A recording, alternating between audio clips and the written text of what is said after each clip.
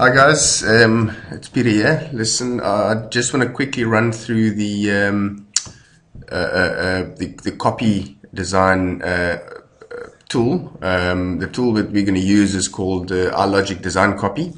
During our training, I don't know if you remember, but we spoke about design reuse and needing to look at one or two options for copying designs from one project to another, or just making it a copy of an assembly or a sub-assembly inside one project, if you want to create maybe something similar but with slight changes. So that could be quite tricky if you don't understand or if you don't know about the tools that's available. So what I'm going to do is I'm going to just open that assembly that we looked at as well during our training, the clamp assembly. What I've done is, obviously this assembly actually contains obviously some nuts and bolts and stuff as well, in terms of the design accelerator components. There are also some drawings that were generated. If I just open the assembly, assembly drawing, the GA drawing, this is sort of what we call the top level component in Inventor. The reason why it's called top level is obviously this is the last file in the chain of design. So you start normally with parts. From there you do assemblies and sub-assemblies and main assemblies and so on. And at the end, obviously, you generate drawings of your designs. So that's what's called a top level file. And obviously in Inventor it's an IDW. It's the last file in the chain. An IDW can't be used inside other files. All right, so this is sort of the parent file, sort of in Inventor's terms.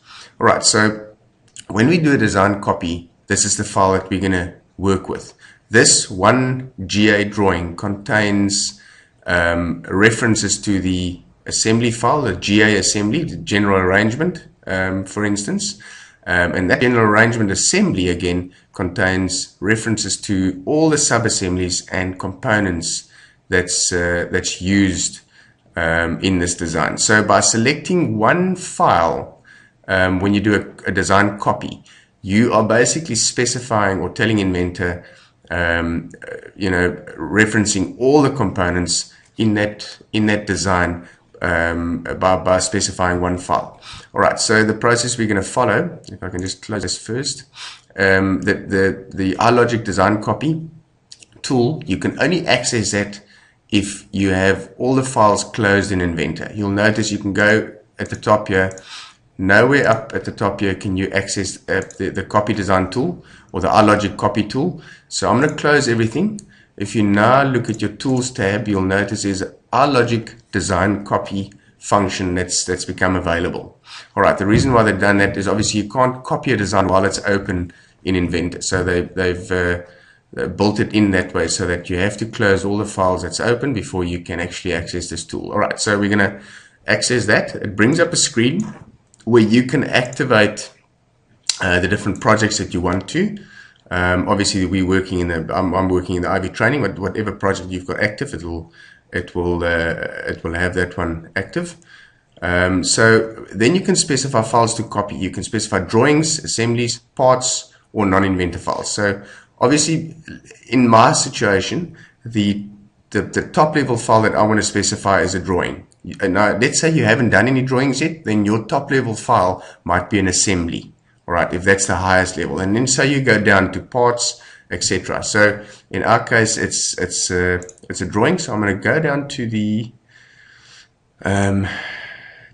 drawing of the clamp system, the clamp assembly drawing, that one there. So I tick that. When you tick that, Inventor now does the analysis, and it will scan that drawing, and it'll scan and it'll pick up all the reference files. So it says here that it's found 20 files were references and have been automatically selected in the other lists. So if you go down here, for instance, now you'll notice that Inventor will have automatically selected the two assemblies, the GA and the cylinder sub-assembly has also been selected. And obviously all their reference parts will also have been selected. So it's nice. It shows you that those files there are actually not being used, and the rest are actually used, and you know exactly what's going to be copied. Now, what you can do as well before you carry on, you can now specify that, okay, great, but I also want to copy the other drawings here, perhaps, like those ones over here.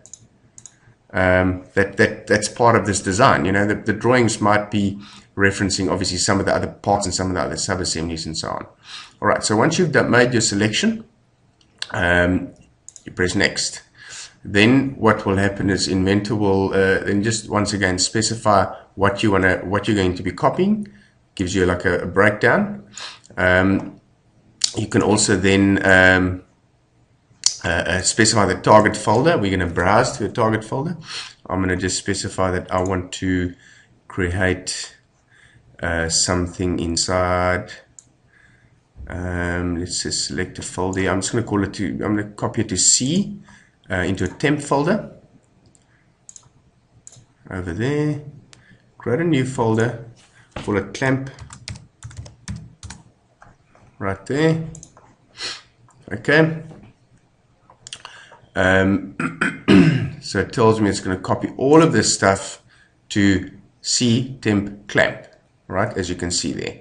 So you see how it's going to copy it, all the components, and it shows you the file path for this. All right. What you now can do is you can give it a prefix or a suffix.